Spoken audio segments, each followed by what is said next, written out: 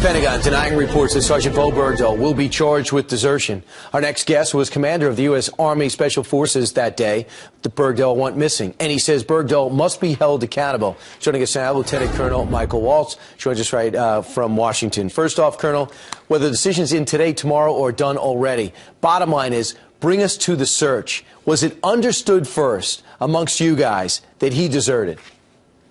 Well, as you mentioned, Brian, I led the Special Forces teams that were out there searching for Bergdahl when he walked off his post, and it was absolutely understood. It was understood that he left, that he walked off voluntarily, that he shipped his body armor and other items home, and that he had no intention of coming back. That said, we followed our orders.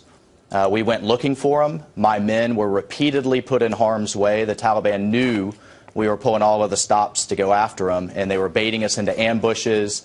They, in one case, rigged an entire house with explosives and then fed us false information that that's where he was.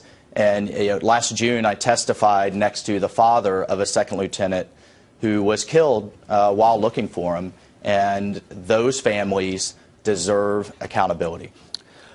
I can't imagine. Plus, the missions you weren't on because you had to look for him, the dangers you were in looking for him, and knowing he deserted but you have to follow orders is unbelievable. And then the trend this may have started with what we're witnessing now, another prisoner swap, ISIS, the utter definition of evil, dealing with Jordan to try to get their pilot back. But I want to bring you to the other story, and that is what the Taliban is. First off, if I told you the Taliban wasn't a terror group, what would you say? Well, I would respond again with my time out on the ground.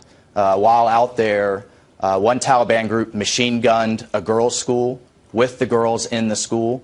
Another group hung a 7-year-old little boy, an Afghan boy, because he had dollar bills in his pocket. This group is absolutely a terrorist organization. Walks like a duck, talks like a duck. It's a duck. Well, you're a warrior and you're a diplomat. You're in the battle and you're in Washington. So hold your breath and let's hear what the administration has to say about the Taliban. The Taliban is an armed insurgency. ISIL is a terrorist group. So we don't make concessions to terrorist groups. We feel the Taliban is a terrorist group? I don't think that the Taliban is an armed insurgency. Do you disseminate between the two, like the spokesperson is? No, look, clearly what we're seeing here is the administration wants out, period. And they're starting to bend reality and bend the facts to fit that agenda. We have to stop telling, our leaders have to stop telling America that this war is over. It's not. We are 13 years into what is going to be a multi-decade effort.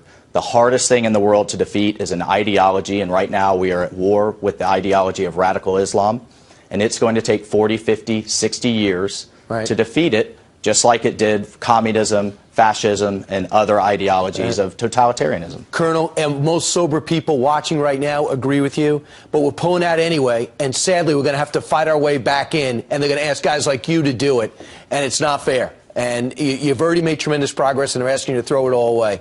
I can't believe we're going through this. It's like a separate reality. The name of your book is Warrior Diplomat: Green Berets Battles from Washington to Afghanistan. Colonel, it's hard for me to imagine a better guest than you this morning. Thanks so much.